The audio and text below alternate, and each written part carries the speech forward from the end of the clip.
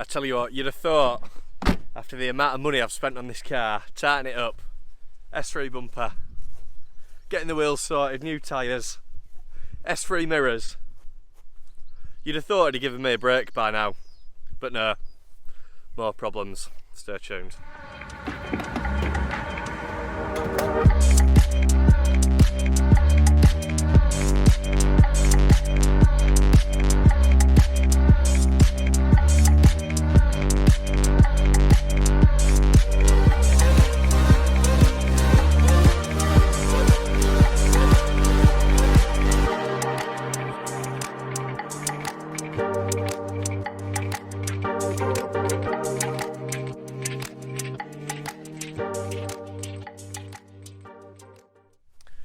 Okay, so welcome back to the channel and to another video with the problematic high mileage A3. Slowly but surely we are getting through all these problems. Today we've got a new ABS sensor to fit and I'll explain why and what it does in a second.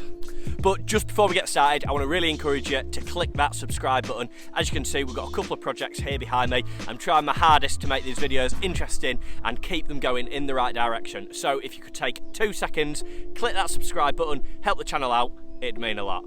Back to the video. So what is an ABS sensor? The ABS sensor is located sort of just behind your disc and it basically sticks out, and on the back of your hub there's a little magnetic ring and it basically monitors how fast your wheel is spinning. Now if you slam on the brakes and start skidding and the wheel locks up, your ABS sensor notices that that wheel is not moving anymore, and that's basically what frees it off a little bit. That means you've got ABS basically. Now I know that wasn't the best explanation, but if anybody does know exactly what it does, please comment below and let everyone know, because I'm sure there's a lot of people viewing this video because they've got a similar issue. Now, ABS sensor. So my problem is this car is an automatic, and for some reason that ABS sensor basically monitors how fast your wheel is spinning and then it changes gear to match. So once you get up to a certain speed, second gear, certain speed, third gear, so on and so forth. And unfortunately my car is not doing that at the minute. It's holding gears, it doesn't know what gear to be in, and once I've plugged in and diagnosed it, that sensor is coming back as the problem. So I'll show you exactly what it's doing now.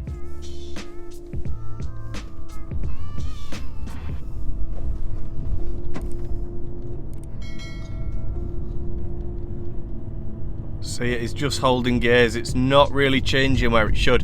This car usually would change at sort of 1500 RPM, about where it is now, but if you put your foot down a little bit, you notice it's sort of just doing it whenever it feels like it.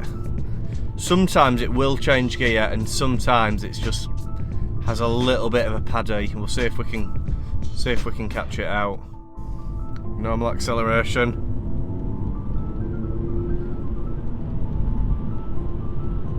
So it's just holding them far too long. So yeah, hopefully changing the sensor is going to fix all of that. So now you know the problem, this is how we're going to fix it. And I've been out and treated myself to a new torque wrench, because one of the bolts that we need to tighten up, you need to do to 200 Newton meters. And this is what's going to hold your hub and your entire wheel on. So I do recommend you get yourself a torque wrench or borrow one off a friend, and yeah, make sure it's to the right torque. But the other things you're going to need is an M18 spline bit. Now, that is an absolute monster.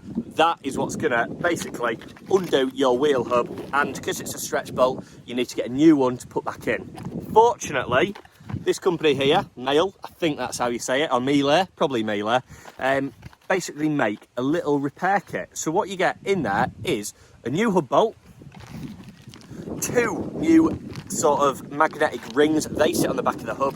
Apparently there's 2 different sizes, so whichever one you need, just use. When you take it off, you'll figure it out. The actual sensor itself in a very reflective packaging, so you're probably not going to be able to see that, but there is a sensor inside that, and also a new dust cap there. So what we're going to do is jack the car up, hopefully get it all out.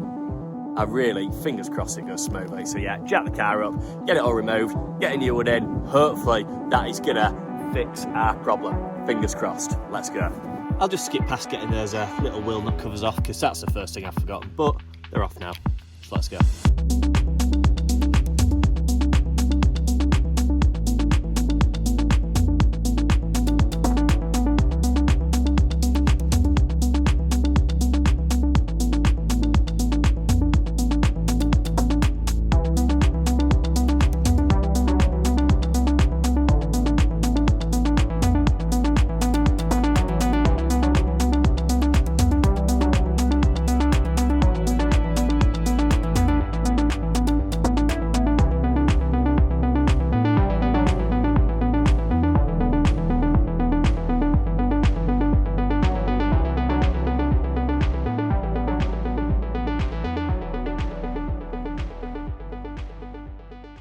Okay, so we are where we need to be. You can see this here, that is your ABS sensor, and that's meant to be completely flat, okay? And so is that. That's your hub. You see how it sort of tapers up? That's meant to be completely flat. And what's happened is that's basically gone sort of crusty and corroded, and that's what's caused it to sort of misshape and go up a little bit. It is meant to be completely flat, that angle. But what that does, so if I can get it from this angle, see how much of that it's taken off? That's meant to be just a flat edge like that. It's just meant to be completely flat. That's how much wear it's got on it. So I'm presuming that is what's going to have caused that to stop working. So the next thing we need to do is get this out, and then we need to sort of like brush down the hole a little bit just so that the new one goes in a little bit easier, and then we can get on with fixing the new one. So let's do that now, and then hopefully we're going to have a car that changes gear again. Let's go.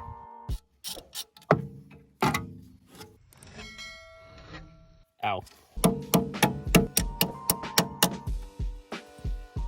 There we go, there is the offending sensor. Probably easier if I just undid that to start with.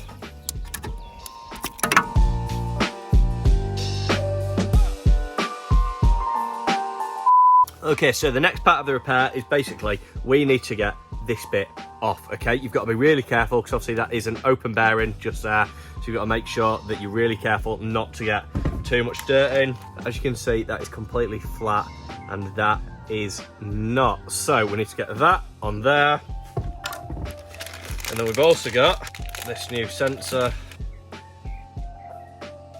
That one has got a big groove in it. So we're gonna get this replaced and then hopefully that is it. So first things first, we shall get this little magnetic ring off this. Now this will be really helpful if you have a vice. If not, yeah, I'm just gonna bodge it. So yeah, there you go, old and new. This one is absolutely sort of destroyed. I don't know how long that has been on there, but we've got a nice shiny new one to put on, so we'll put that on now, and then we're good to fit it all back to the car.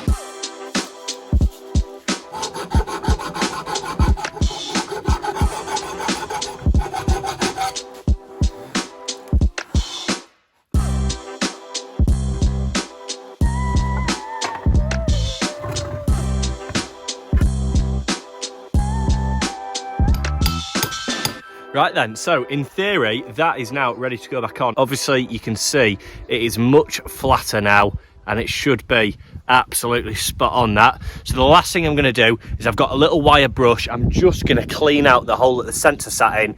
So yeah, we'll clean it out, get the sensor back in, basically just reassemble, and then yeah. Judging by the state of these discs, I think I might do a little disc and pad upgrade soon. Stay tuned.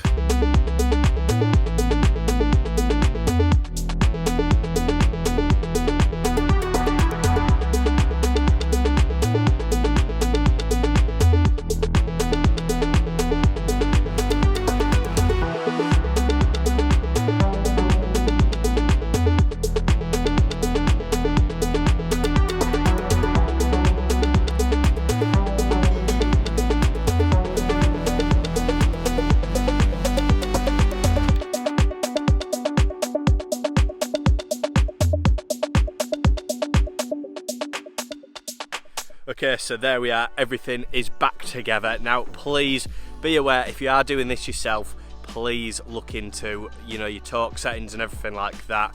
Use this as a guide of what to do, but don't use it as a guide of how to do it, okay? So please bear that in mind. Do your research if you are going to do this, because some of the stuff that you're taking off, like the hub bolt, is, you could argue, fairly important. So do your research, give it a go. You know, if you do fancy a challenge, I've never done it before, and I've given it a go, and it's hopefully worked out all right. So I'm going to leave it there. I'm going to go for a quick drive, and then I'll catch up with you whether all this has paid off or not. Fingers crossed. I'll see you in a second. Well, going for a quick drive, he says. See you in a second, he says. Well, it is about 3.5 weeks later, but the car is performing just like it should. It's changing gears, and yeah, basically just it's how it used to be. So we fixed a problem. It was a nice easy fix. I think that kit was about 55 quid. So yeah, not too expensive, and the problem is gone. So now my car is completely fault free, no engine warning lights, nothing wrong with it, no sensor issues, nothing. It is all good. So hopefully that video has helped some of you. Hopefully others have enjoyed watching it as well. But yeah, make sure you are clicking that subscribe button, give us a thumbs up, and drop a comment below what you would like to see on this car, or if you've got any questions about how to do this a bit more in depth. But yeah, that is it for this video. We shall see you in the next one. Peace.